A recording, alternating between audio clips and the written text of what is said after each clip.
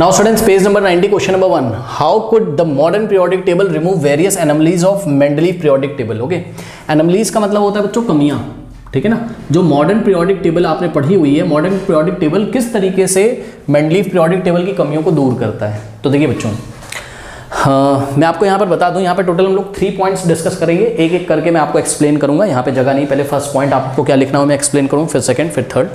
तो इस तरीके से देखिए, इतना तो हम लोग को पता है मेंडलीव की जो पीरियोडिक टेबल थी वो किस पे बेस्ड थी, increasing order of atomic masses पर। याद करिए, मेंडलीव की जो पीरियोडिक टेबल थी वो बेस्ड थी किस पे, increasing order of atomic masses पे। यानी कि जो मेंडलीव था वो मानता था कि जो किसी भी एलिमेंट की जो फंडामेंटल प्रॉपर्टी वो एटॉमिक मासेस के प्रोपोर्शनल है, ठीक है। या आप बोल सकते हो कि मेंडलीव ये मानता था कि किसी भी एलिमेंट की जो फंडामेंटल प्रॉपर्टी उसके एटॉमिक मास पर डिपेंड करती है, ठीक है ना। बल्कि ऐसा नहीं है, आज बहुत सारे रिसर्च हुए हैं, बहुत सारी केमिकल रिएक्शन हम लोग करा के देख चुके हैं।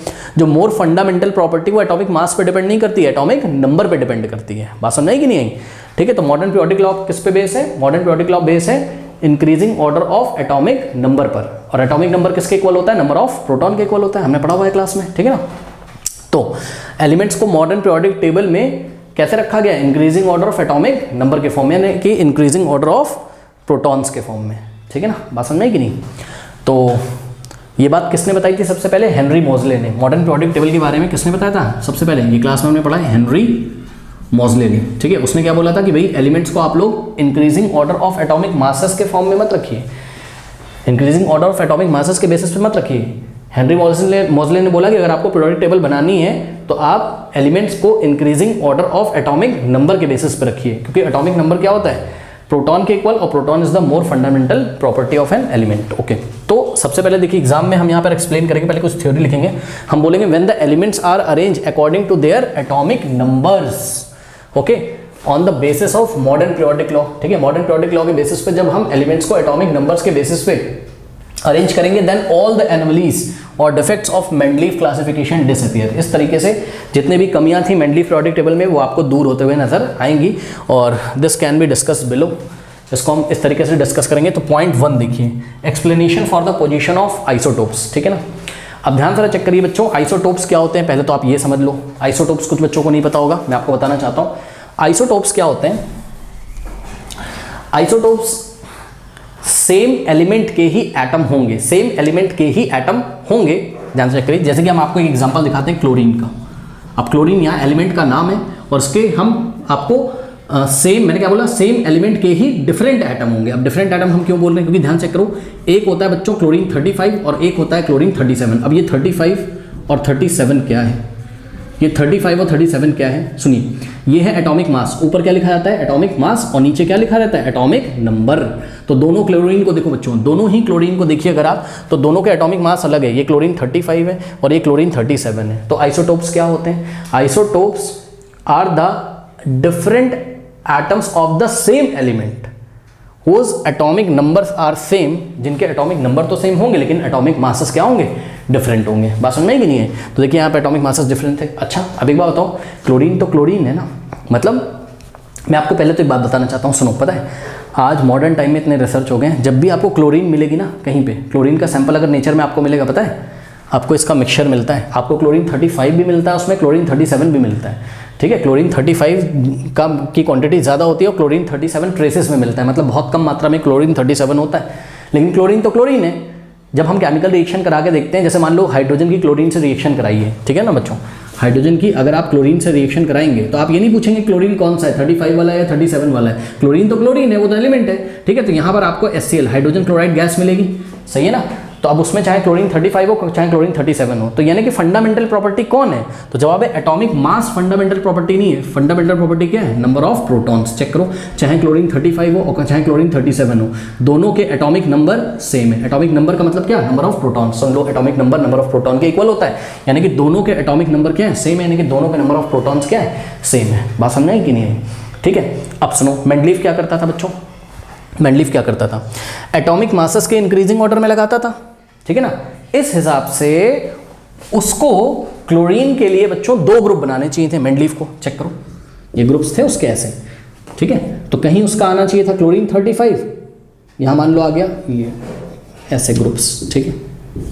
ये देखिए, तो मेंडलीफ के यहाँ पे आना चाहिए था क्लोरीन 35, फिर आना चाहिए था क्लोरीन 37। इस तरीके से क्लोरीन जो कि एक ही एलिमेंट है उसके लिए 2 ग्रुप होने चाहिए थे, ठीक है। बात समझ में कि ये क्वेश्चन लोगों ने पूछा भी मेंडलीफ से।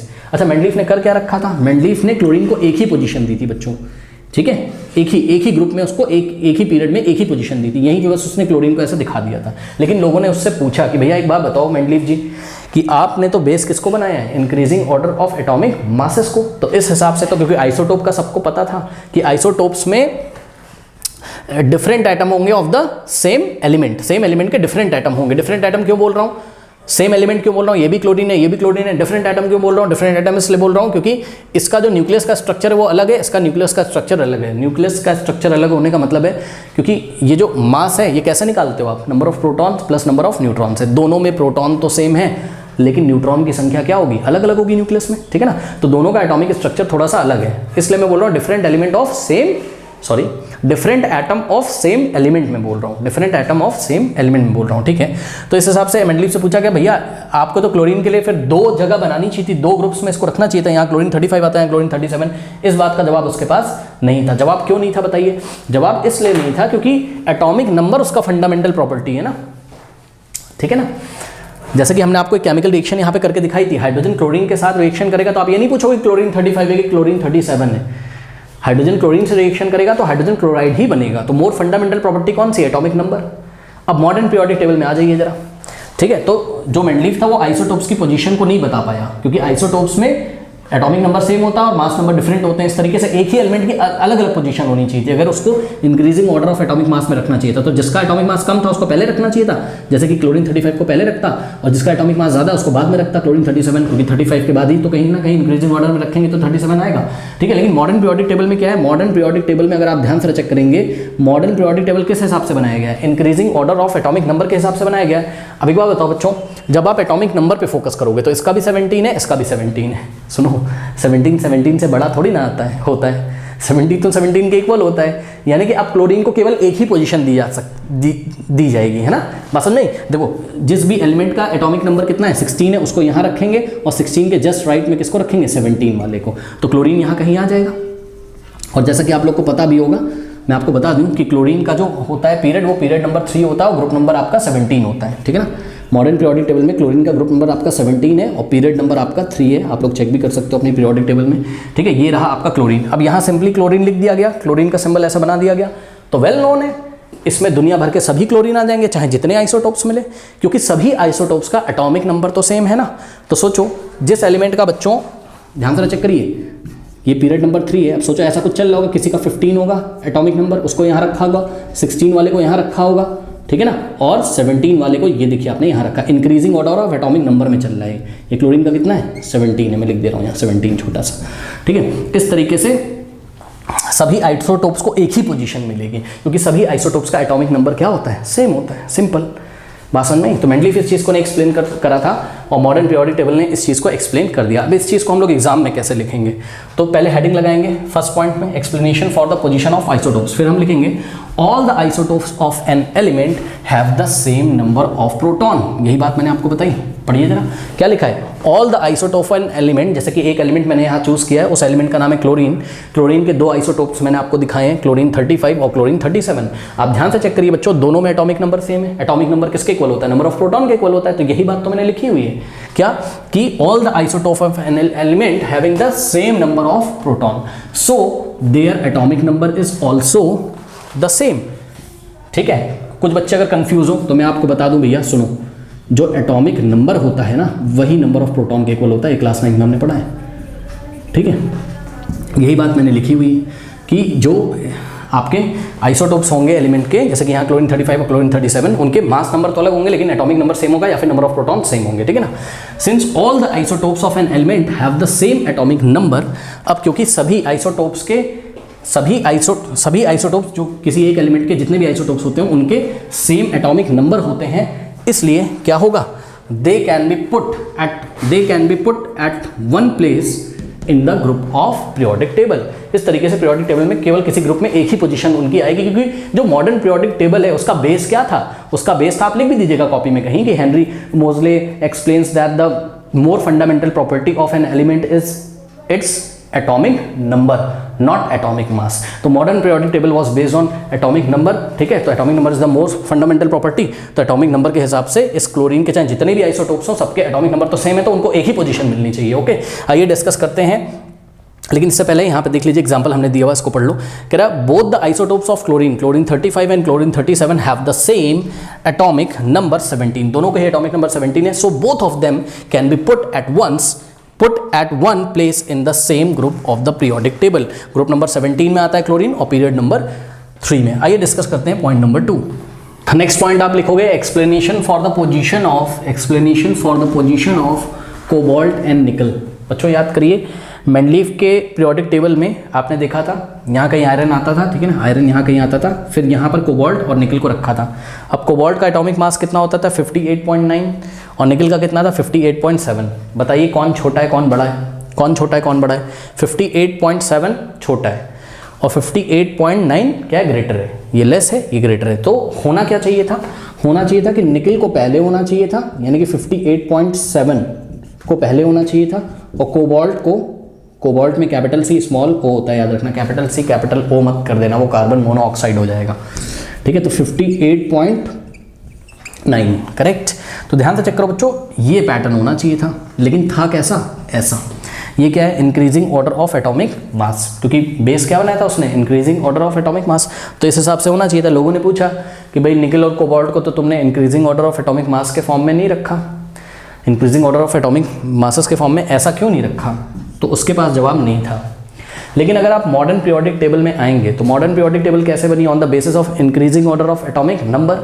और एटॉमिक नंबर यहाँ पर बच्चों आपको निकल और कोबाल्ट का याद होना चाहिए। मैं आपको बता दूं कि निकल का जो एटॉमिक नंबर होता है आपका, ठीक है ना, तो वो होता है क्या आपका, ध्यान से चेक करो, निकल का होता है आपका 28, ठीक है ना, और कोबाल्ट का होता है आपका, मैं यहाँ लिख देता हूँ ऐसे, ठीक है ना, ये देखो, निकल का होता है आपका 28 और कोबाल्ट का होता है आपका 27, करेक्ट।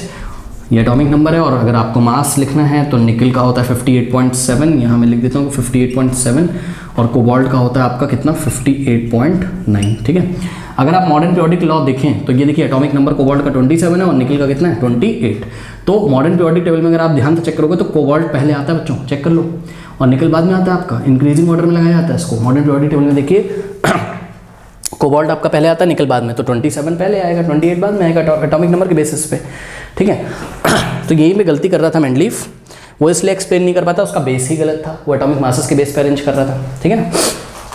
तो यही बात आपको एक्सप्लेन कर देनी है क्या, कि the atomic number of cobalt is 27 and that of the nickel is 28. Now according to modern periodic law the elements are arranged in order of increasing atomic numbers.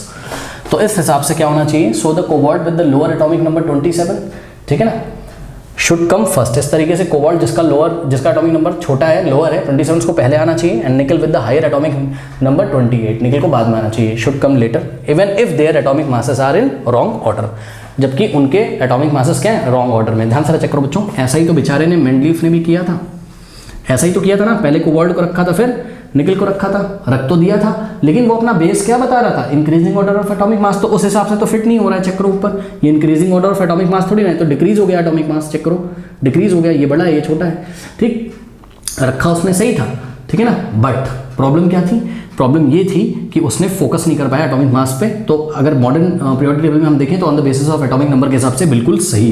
ध्यान चेक करो, 27 एटॉमिक नंबर आएगा, फिर 28 आएगा, जबकि उनके atomic masses wrong order में, और atomic masses से हमें मतलब नहीं है मॉडर्न पीरियोडिक टेबल में। कोई डाउट है बताइए। Now explanation for the position of hydrogen, ये आपको एक्सप्लेन करना हो तो एक्सप्लेन कर दो, नहीं करना है तो नहीं करो, कोई दिक्कत नहीं है।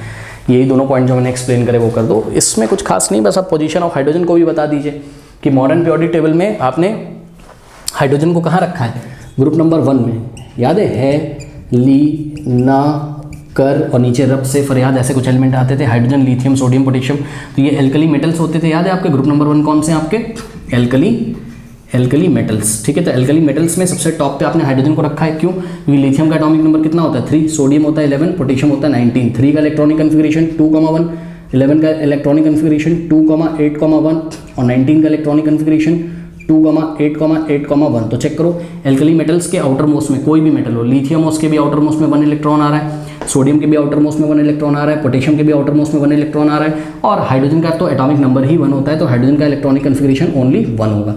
तो चेक करो हाइड्रोजन का जो इलेक्ट्रॉनिक कन्फिग्रेशन है वो सिमिलर है किसके, लिथियम, सोडियम, पोटेशियम। किस तरीके से, क्योंकि इन सभी एल्कली मेटल्स के आउटर मोस्ट में 1 इलेक्ट्रॉन आ रहे हैं, हाइड्रोजन के भी आउटर मोस्ट में 1 इलेक्ट्रॉन आ रहे हैं, तो इस तरीके से हाइड्रोजन की जो इलेक्ट्रॉनिक कन्फिग्रेशन है वो कहीं ना कहीं एल्कली मेटल्स के साथ सिमिलर है मॉडर्न पीरियोडिक टेबल में। इसलिए हम मॉडर्न पीरियोडिक टेबल में हम ये एक्सप्लेन कर सकते हैं, हाँ भाई हाइड्रोजन को क्यों ग्रुप नंबर 1 में टॉप पे रखा गया है, ठीक है ना। तो ये बातें कुछ आपको यहाँ पर डिस्कस करनी थी। देखिए क्या लिखा हुआ है, हमने लिखा है hydrogen element has been place at the top of the group number 1 above the alkali metals। Reason क्या है, रीजन इज दैट कि the electronic configuration of hydrogen is similar to that of alkali metals. Okay, कर लीजिए, बढ़ते हैं।